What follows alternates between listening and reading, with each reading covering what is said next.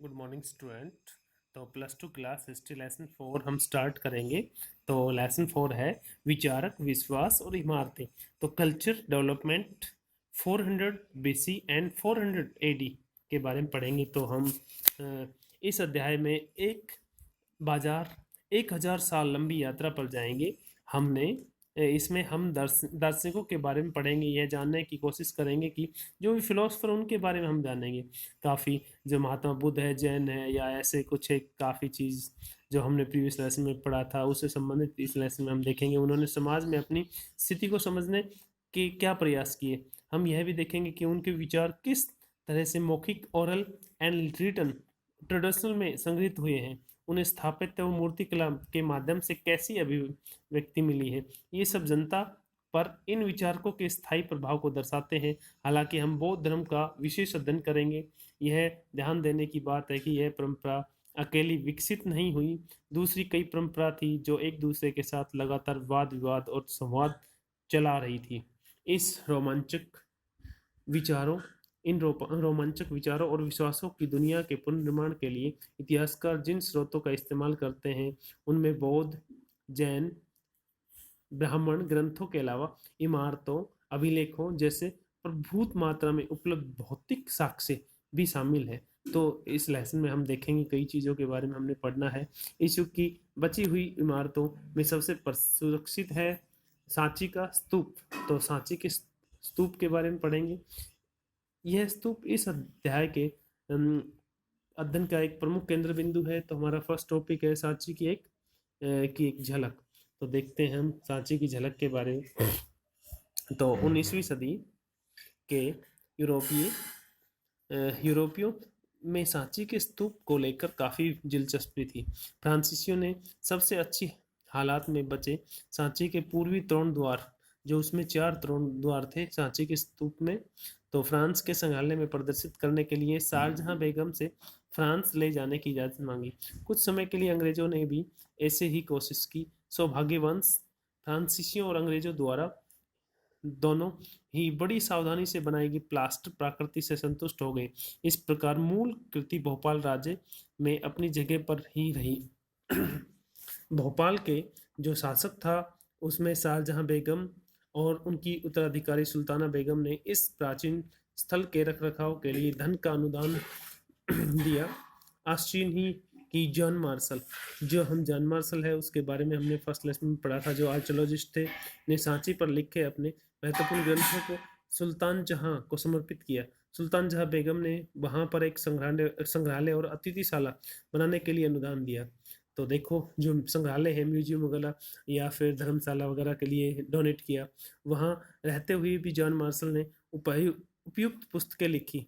And इस पुस्तक के विभिन्न खंडों के प्रकाशन में भी सुल्तान जहां बेगम ने अनुदान दिया। इसलिए यदि यह स्तूप समूह बना रहा है तो इसके पीछे कुछ विवेकपूर्ण नीतियों की बड़ी भूमिका है।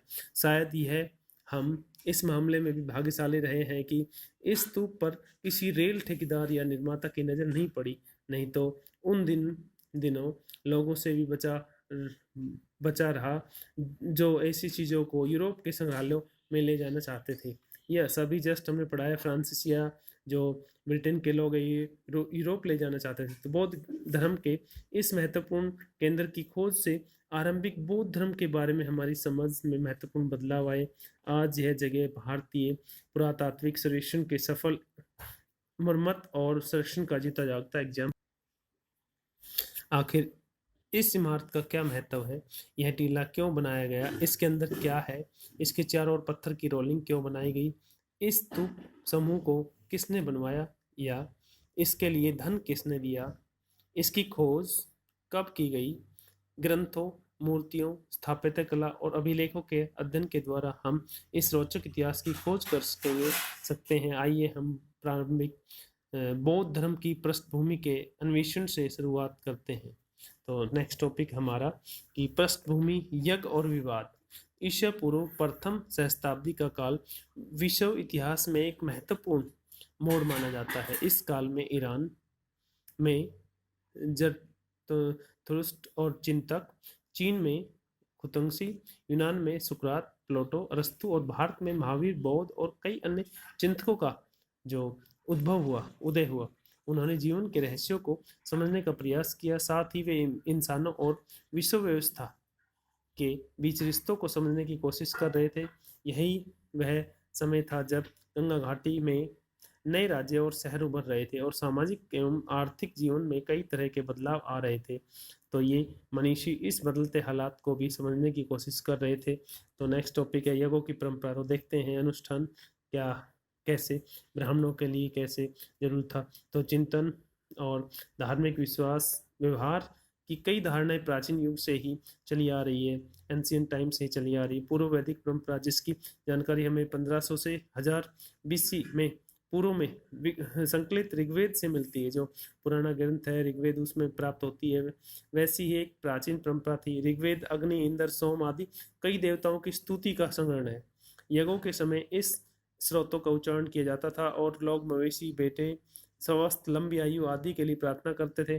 शुरू शुरू में यज्ञ सामूहिक रूप से किए जाते थे, सभी लोग इकट्ठे होकर। बाद में कुछ यज्ञ घरों के मालिकों द्वारा किए जाते थे। राजसूय और अश्वमेघ जैसे जटिल जो यज्ञ थे, बहुत ही हार्डली कॉस्टली यज्ञ थे, वो सरदार या राजा किया करते थे। उनके अनुष्ठान के लिए उन्हें ब्राह्मण पुरोहित पर निर्भर रहना पड़ता था। तो नेक्स्ट टॉपिक है नए पर्सन। तो काफ़ी नए क्वेश्चन आते हैं उपनिषदों, जिनकी संख्या 18 है, में उपनिषदों में पाई गई विचारकों से पता चलता है कि लोग जीवन का अर्थ, मृत्यु के बाद जीवन की संभावना और पुनर्जन्म के बारे में जानने के उत्सुक थे। क्या पुनर्जन्म अतीत कर्मों के कारण होता था? ऐसे मुद्दों पर पुरजोर बहस होती थी। मनीषी परम यथार्थ की प्रकृति को समझने और अभिव्यक्ति करने में लगे थे, और वैदिक परंपरा से बाहर के कुछ दार्शनिक यह सवाल उठा रहे थे कि सत्य एक होता है या अनेक। लोग यज्ञों के महत्व के बारे में चिंतित करने लगे। तो बस आज के टॉपिक में इतना।